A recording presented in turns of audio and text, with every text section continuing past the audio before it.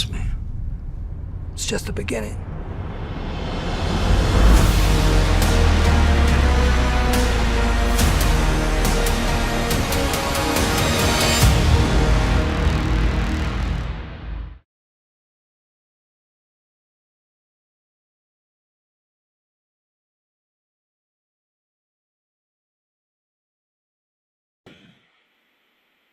Hey everybody, welcome back to the Spinner Rack. This is my friend here, Petey. Say what's up.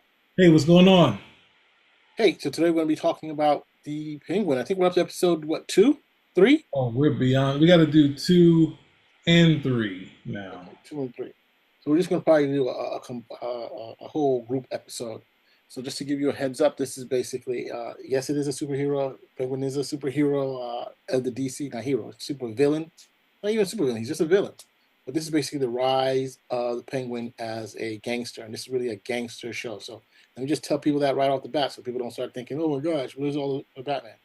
It's basically the rise of Penguin and how he gets from where he was to where he is, and it's a take off of Matt Reeves' Batman, right? The one with the Riddler.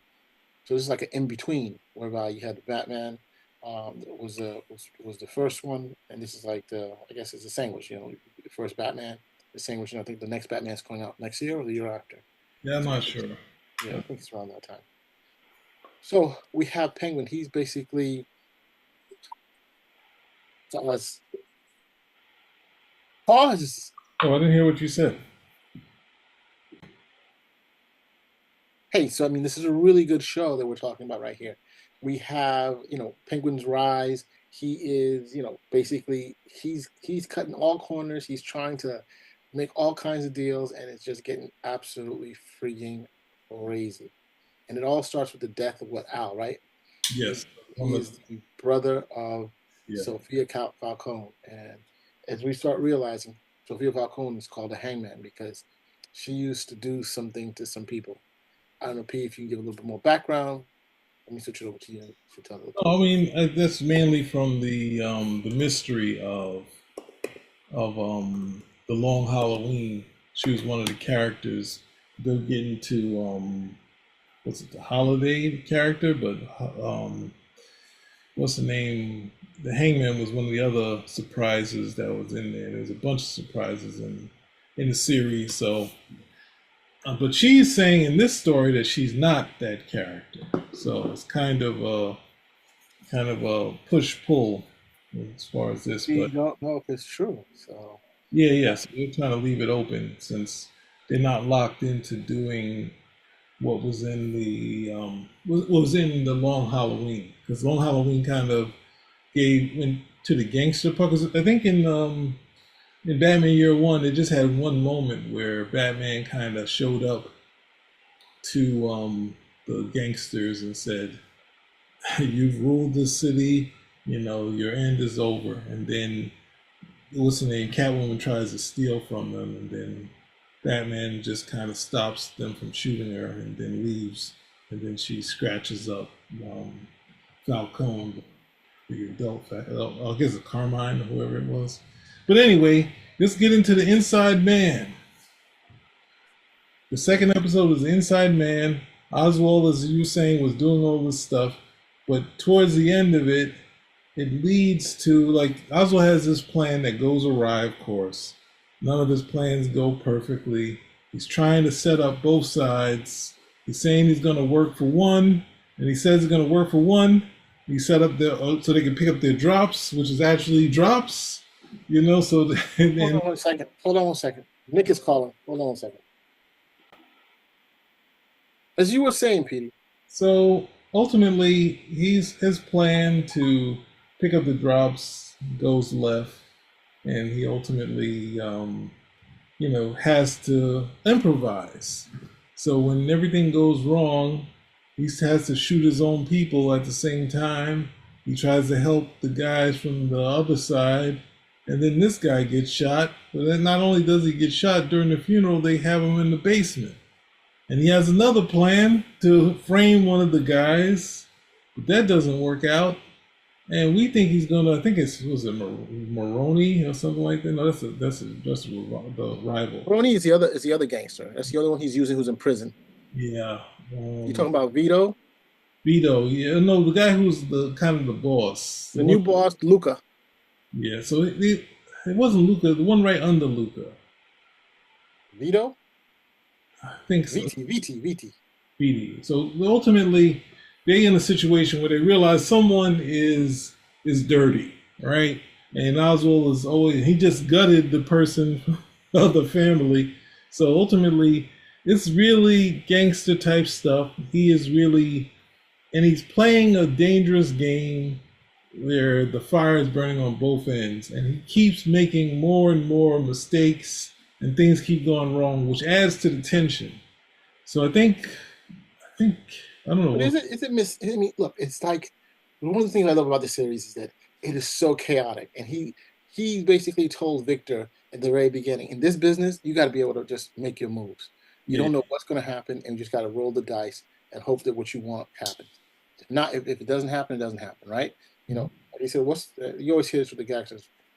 What's life without? What is the point of life without basically getting the best of it, living a life. And here you basically see him, the craziness. He has a plan, like you said, and it goes completely left twice, not once, but twice, right?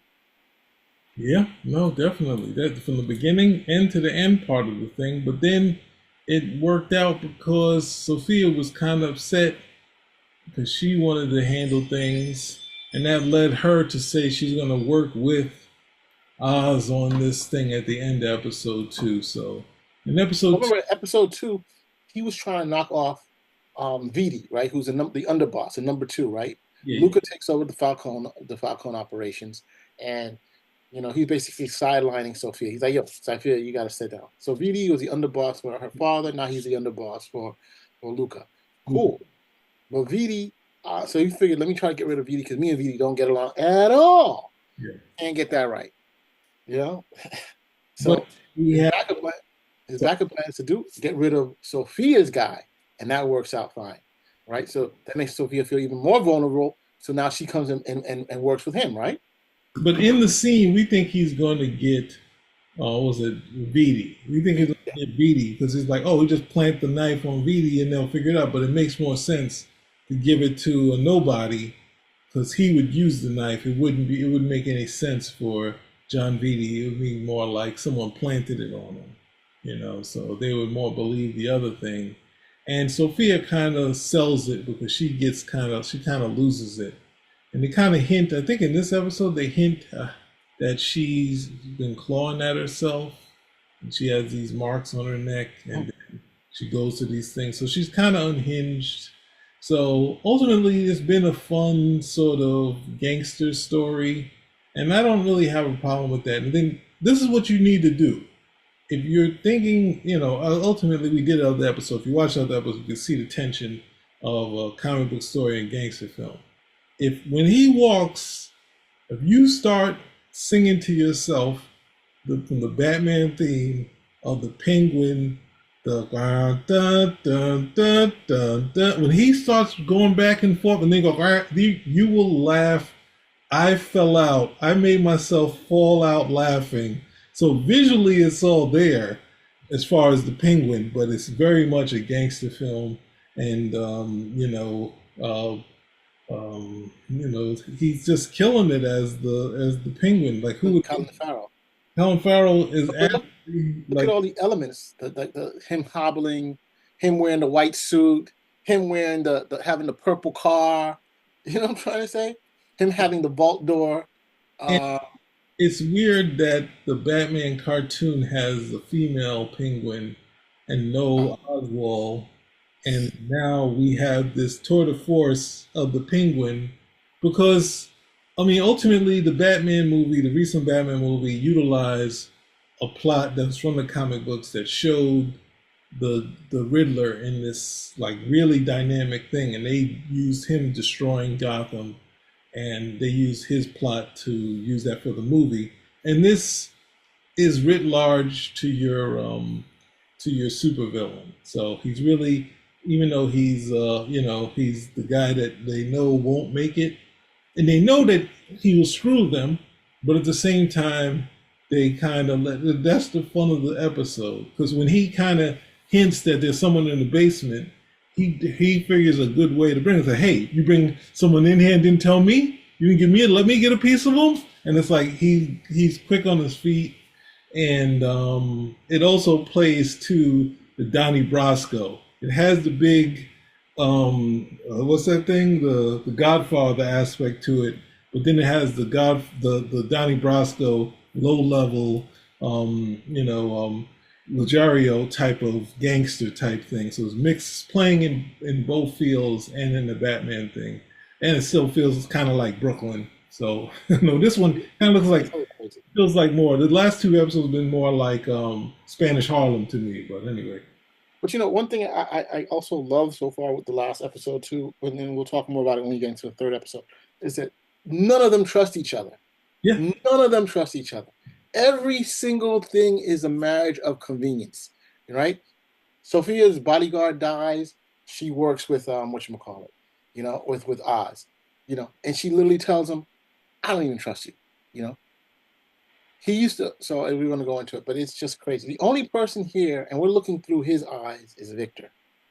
Victor is who we see the whole situation. He's our narrator, I guess, right?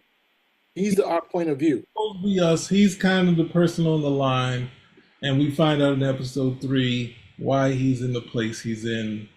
But at the same time, tell us about it. What happened to him? We'll get into episode 3. It starts off with a flashback. And the thing, it starts with a flashback.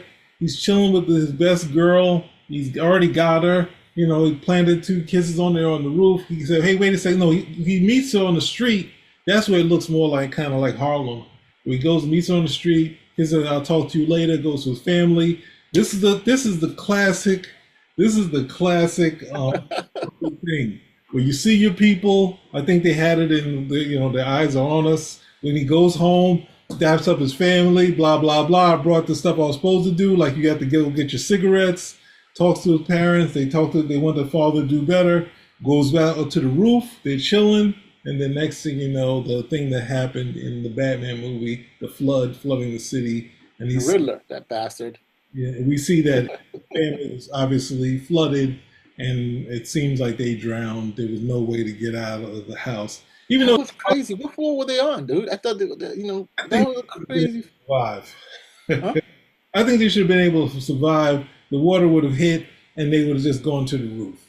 I don't know. You can't run that fast. But I'm saying if they were on the first, second, or third, I don't think they would have made it. But if they were higher, possibly.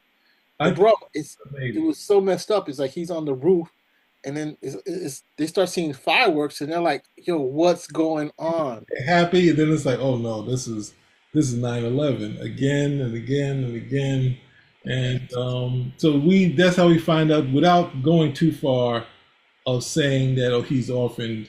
We figured that out from this portion. That can you be orphaned when you're an adult? Or let's say lose your parents. Maybe that's a better way to say it. But he's too old. Also, he's Dominican Mexican. And I think that's because one of the people involved in the story, I think the showrunner, she's what would you say, Dominican and what? Mexican. She's the showrunner's a Mexican. So she's doing an awesome job. I don't know. Yeah. First time I've heard of her. So this is kind of the turning point for Victor, because he has this great relationship, but it doesn't have any kind of connection to Sofia, because now Sofia and Oz are connected, and they come over. Like, Oz's setup is ridiculous. He's got a place, but he's got a safe in his house. Like, you don't get any crazier than that's how he goes into the safe to have the phone call. And I was just like, yo, that is just crazy. But it's Gotham, so it got to have some fantastical elements to it. So I love it. I was like, yo, this is I never would have thought of that, man. So she's not even interested in him. So he's like kind of keeping her in there. But now they have to make these new deals, and they got to sell the fact that they don't have any people behind them, but they're going to take over the business, right? So they're going to do this. They go over to the triads. They may try to make a deal. They're not believing Oz. They know Oz is a BSer, but at the same time, he kind of leans, and they say, if you could get Johnny Vitti, and of course they get him badly. They set him up, and they get him into a place where they can figure this out. and make the deals, and they go to. But at the party where they're gonna sell all these drops, The bliss, huh? the bliss, the drops, the bliss. Yeah, where they're gonna do this. What's the name is doing well, doing his job, and then he kind of falls apart. He has a moment where he has post-traumatic syndrome, and he drops the stuff. He met a new hot girl. He got a blonde now with him. He got Yeah, a wait. Go back to that again, Pete. That kind of that one scene really confused me. Did he take some of the bliss, or was it what caused him to go out? That's what I didn't get. post-traumatic of his parents dying. I don't think Just out of the blue, nothing. What caused it? What triggered it? unless she touched them, unless she had some on her hand. I don't think she did. But I think because of there was some sort of, well, I don't know what had some sort of reaction in there caused him to either when he dropped it the bass or something like that. It was more like the music or something was happening in there, and he kind of totally had a post. That to me was the part I didn't get. I'm like, yo. But then she went and picked up all the drugs. She never gave it back to him. She didn't. No, she picked it up, and then he went away from her. Well, they that also builds tension. So kind of like like you said, you're looking at the MacGuffin saying he need to take the drugs. This is his business, and that turns into a great scene where he's like he feels trapped, and Oswald kind of like if you're working with a gangster, you don't know what can set them off. And that's the thing where it's, giving you somewhere he's like saying totally left than what you think he's going to say. Like, instead of saying you owe me, he's like, you think you trapped? You think I would trap you? And he just like flips on him, basically telling him he can go. And then at the same time, he has a moment where he should have just ran off, got on the bus with the girl, or drove off with the girl. No. He should not have done that. Should have drove off, Right thing. drove off with the girl, pick up the girl so I got his car. He's not going to catch us. So what you say? You say you got the blonde now, right? So So you're saying he went back for the blonde? nah. I said what I'm saying is that he got introduced to a life.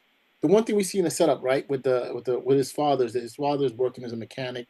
He's doing all these things, but he doesn't get, more money or more recognition. His father always wanted to be a chef, but he just works for the same. They're saying, you got being vastly underpaid by his boss. And the Penguin basically juxtaposed that in another scene where he's basically saying, we got to take what we want because no one's going to give it to us. And if anybody who settles for less settles, they're all suckers, basically. Because he's like, in this life, you can only take what you can get. No one's going to give it to you. And so you have this whole thing where he's like, look at what happened to my father. He was taking advantage of all his life.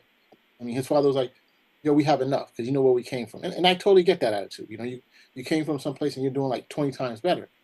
But he's saying, dude, I can eat at the top restaurants in the country. I can sleep at the top chair hose in the world. I can buy whatever I want to buy. But of course, that comes with an added benefit of what?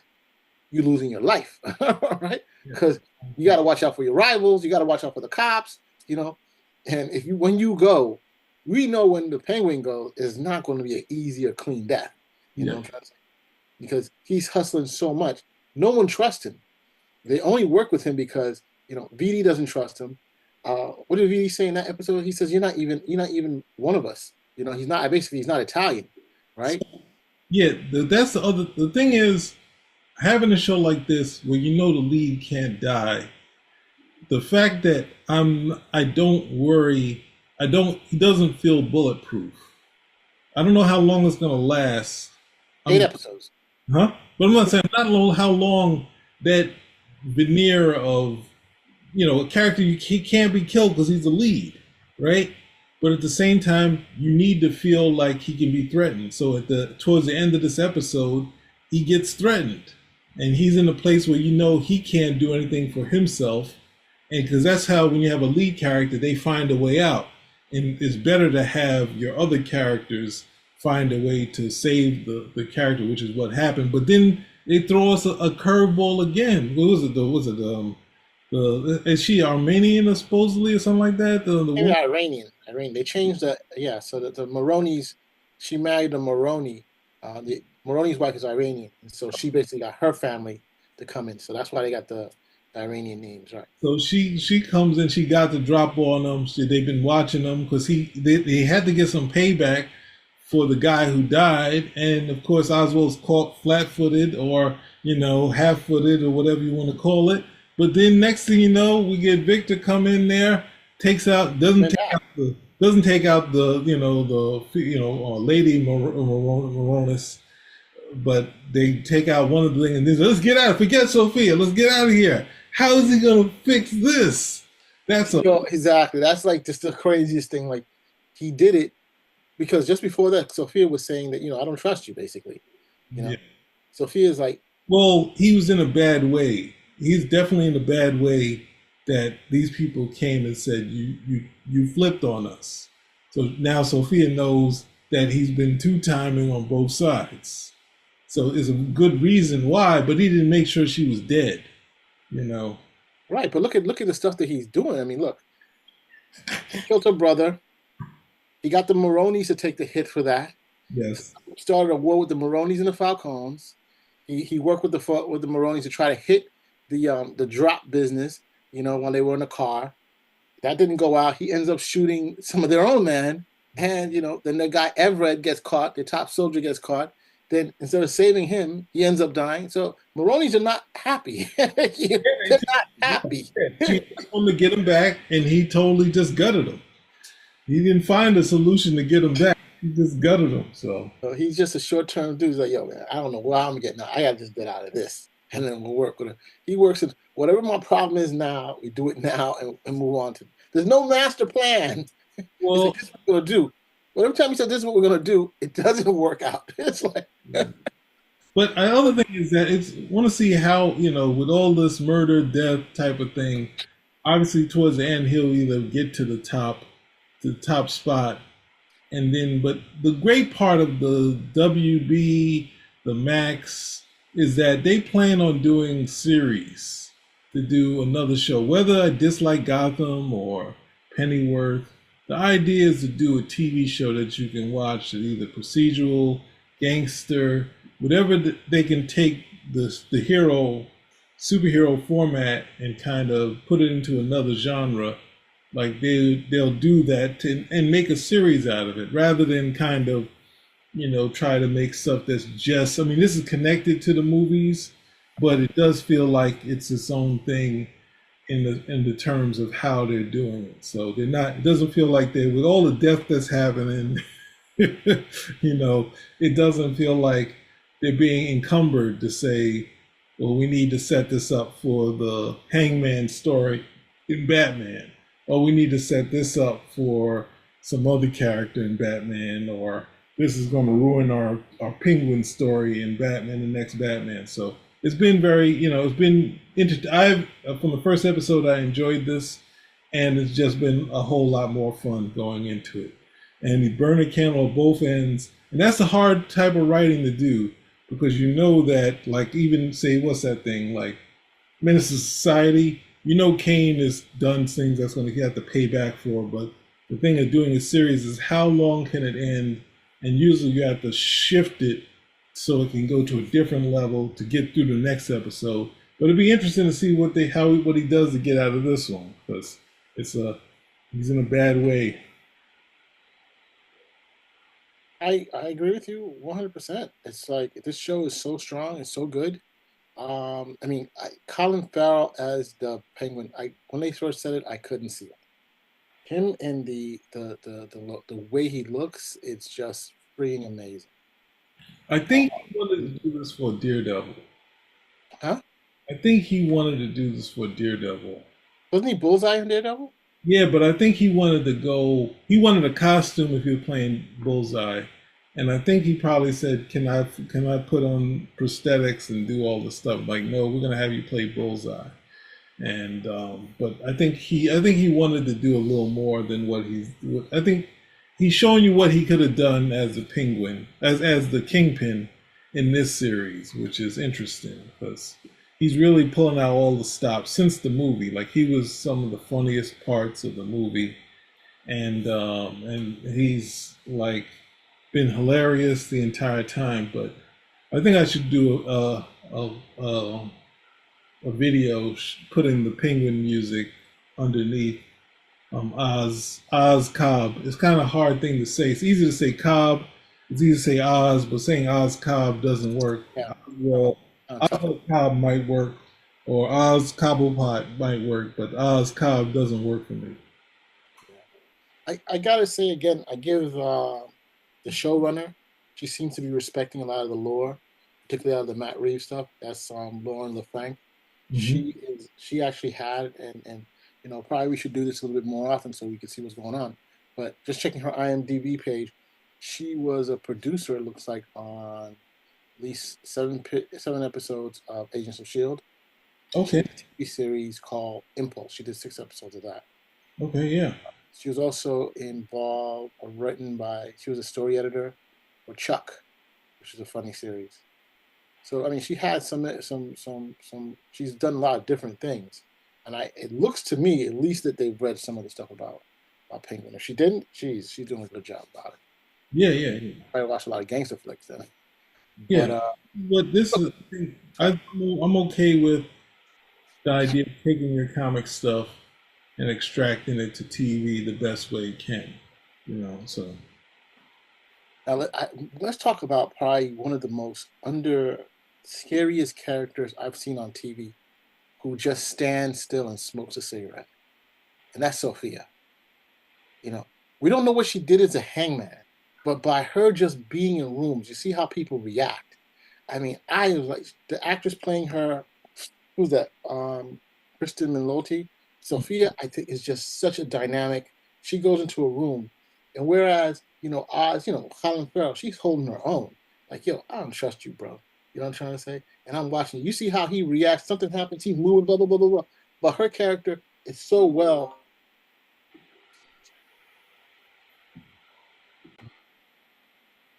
Yeah, but you see, it's like they're ice and cold. So there's one part of the episode is that he's telling her that he's going to be basically talking to the um the boss of the Daily of the triad, right?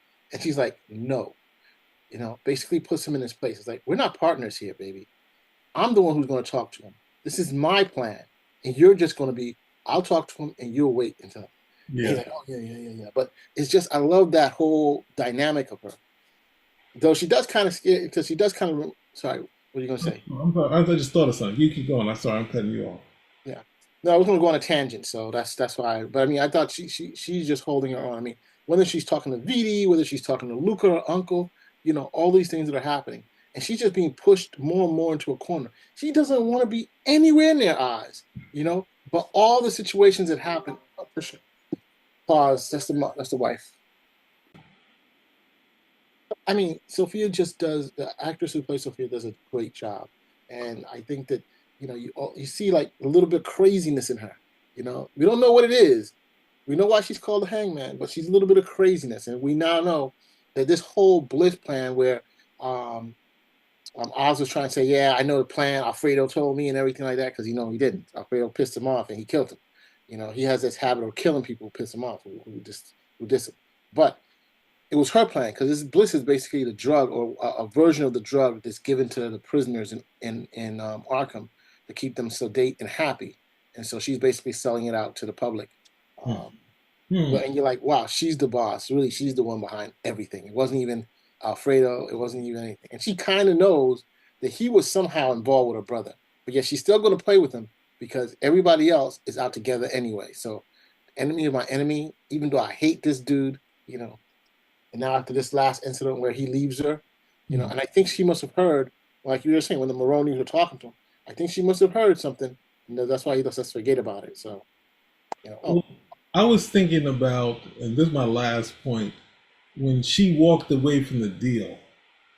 And one of the better things in storytelling is, what was it?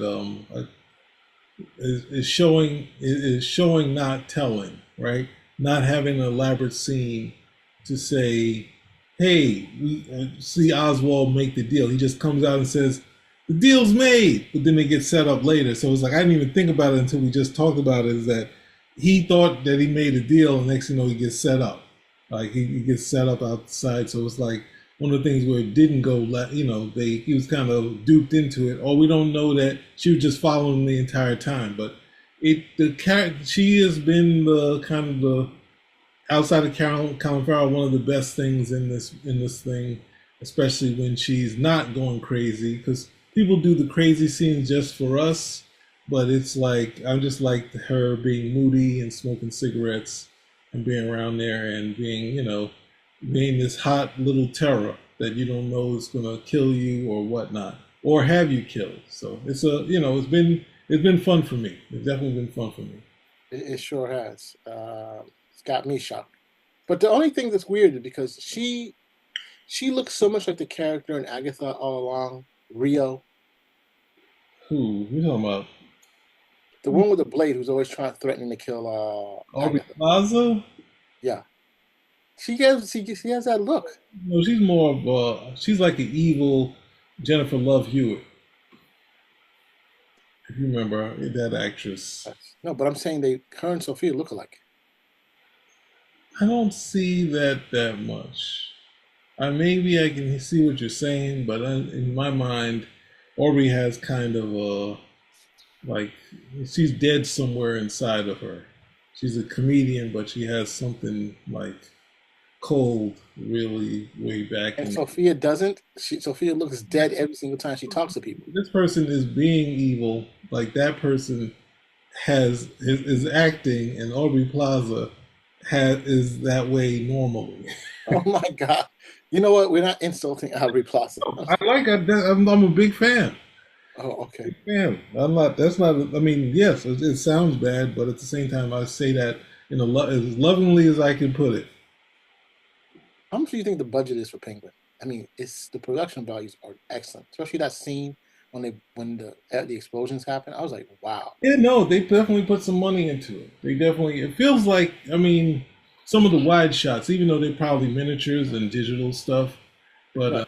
it still looks like it's. It still feels like it's in New York City. Some New York City area. Yeah, they said Gotham is supposed to be New Jersey. Like, come on, give me a break. Here we Give go. me- Here we go. Gotham should be more Chicago, but they've been going for New York City. Like having I think the Christopher Nolan movies kind of played to that, but I think this one's just going for New York. All right, so I think we did it. Yeah. So hey, if you like what you heard, give us a thumbs up, subscribe, comment, spin a rack. It's out.